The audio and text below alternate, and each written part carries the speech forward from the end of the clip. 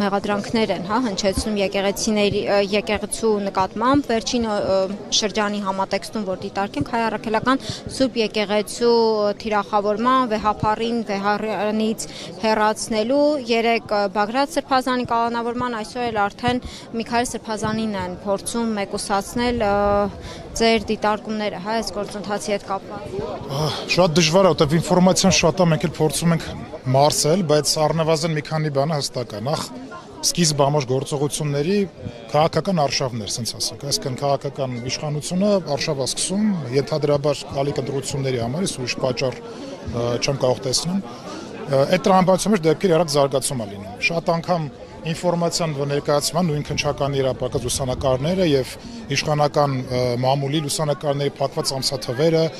նկարներ, որտեղ եւ օրինական առարկաներ են եւ օրինական զենքի բաներ, այսինքն լիցենզիա կողքը, եթե այնտեղ կա ինչ-որ ապօրինի զենք, ընդդեպ ես տեղյակ չեմ նման մեղադրանքից, դա պետք է ներկայացվեր։ Այս ամեն ինչը ավելի շատ ես նայում եմ հենց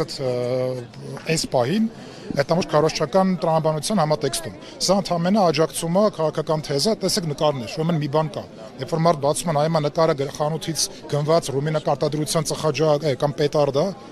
չգիտեմ, դա մարդկանց երևի ազդում է մի կողմից։ Մյուսը այս ծավալը այս ամեն ինչի, այսինքն ձերբակալություններ, կալանավորումներ հավասարացնելով մարդկանց ահաբեկչական ինչ-որ խմբի, երբ որ որևէ ցույց տրված ոչ գաղտնալսումները, ոչ հրապարակված ճակերտավոր ասենք ինչ-որ ապացույցները, որևէ մեկ եթե նույնիսկ իրենք ինչ-որ բանի մասին վկայի, նույնիսկ եթե ինչ-որ ապօրինի բան կատարվեր այնտեղ, մենք լսում ենք նաև որ ասում են իրենց նպատակ իմպիչմենտն կամ խորհրդան լուծվել նաև այլն, այսինքն ահաբեկչության կամ այդ լուրջ հանցագործությունների բան առասարակ ստեղ գոյություն չունի։ Իրանց այս բանը ներկայացած տվյալներով։ Սա կարող եմ ասեմ այս բան։ Ինչ վերաբերում այստեղ հավաքին մենք էլ հիմա նաև մոնիտորինգ ենք անում, զուտ այս բան կարող եմ ասեմ ժամը 7:30-ը համարյա, հավաքը բացարձակ խաղաղ է։ Տեսնենք ինչ զարգացումներ կլինեն։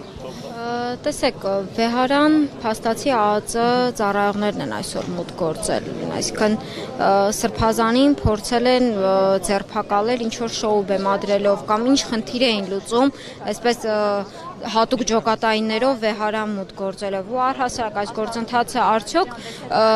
չի հանգեցրի նաև վեհափառ հայրապետի նկատմամբ որոշակի գործողություններին Մենք մի ամիսա տեսնում ենք այդ գործողության նախապատրաստման բան, եթե լինի դա առնվազն տարօրինակ պետք չլինի։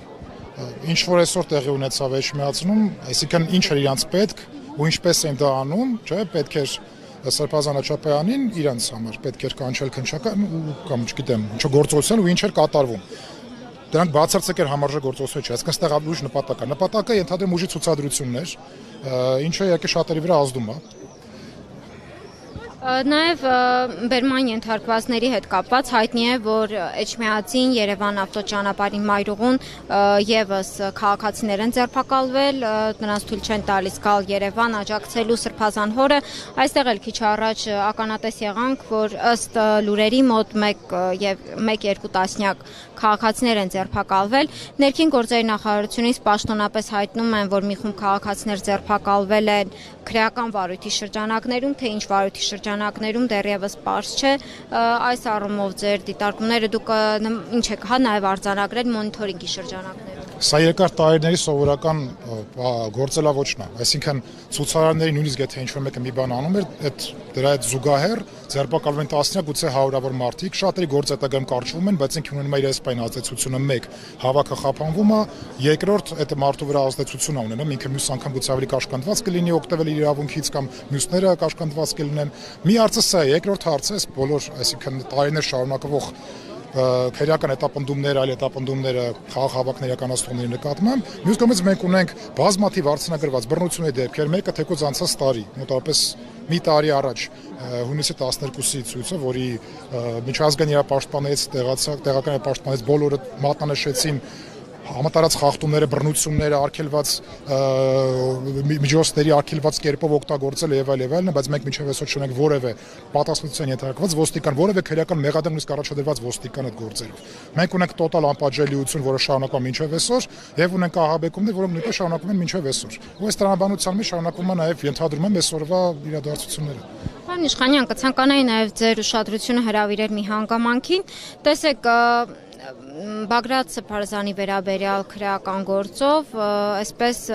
իշխանությունների հայտարարություններից հետո, այդ Civic-ի հրապարակումներին հաջորդեց որոշակի հրապարակումներ եւ այլն։ Փորձում են, այսպես ճակերտավոր ասել, հեղաշրջման պլանի հետ կապված, բայց հեղաշրջում, հեղափոխություն այդ տարբերությունները, արդյոք հեղաշրջումը չի ենթադրում, որ ՔՊ-ի ներսից, այսինքն եղել են մարդիկ, ովքեր ուզել են Նիկոլ Փաշինյանին հեռացնել իշխանությունից, ինչու այդ դեպքում օգտագործեցին օրինակ հեղաշրջում։ Հեղաշրջում բառը ազդեցիկ է ավելի։ Այդ փաստաթղթում տարածված ձայնագրությունները ես նայել եմ, կարդացել եմ, լսել եմ, զուտ քանակով եթե նայենք 90%-ը ինքը սովորական խաղ աննազանդության գործողությունների տրամաբանության մեջ է։ Բոլոր եկեղեցիներն էլ եթե որևէ ընդդիմության խումբ փողոցային եղանակով կամ քաղաքացիական աննազանդությամբ հավաքներով գործողություն պլանավորում են։ Դա սովորական է, դա նորմալ է։ Շոկային պետք չդանկալել։ Որոշ հայտվածներ ձայնագրություններից, որոնց վրա շեշտը դրվում է, որտեղ սենց ասեք, եթե շատ կոնտեքստից կտրած մեկնաբան ենք, այո, առաջին լսելուց թվում է, այստեղ նաև բռնության պլանավորման ինչ-որ բան կար։ Շատ ներողություն, մարդիկ խոսելով տարբեր բաներ պլանավորում են, տարբեր բաներ խոսում են, մեկ-մեկ նաև գուցե իմպուլսիվ են խոսում։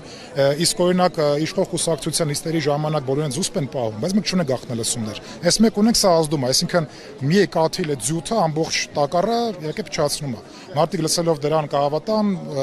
կամ չգիտեմ, չեն հավատա մի մասը, իրազեկությունը լինում է, որևէ հիմնավորում էլի եմ ասում, ինչև էս պարապարակված ապացույցներով մնացածով, փաստացի հիմնավորում, որ այս գործողությունները բռնություն պետքա կիրառեն, որպես իշխանության հասնեին չկա։ Կա հակառակի մասին պնդում, ինչ քննարկում այնտեղ եղել է, ձայնագրություն մի քանի անգամ խոսում են մարդիկ վերջնարդյունքի մասին, որի մասին ասում են impeachment խորհրդարան։ Ընդ որում խորհրդարան բառը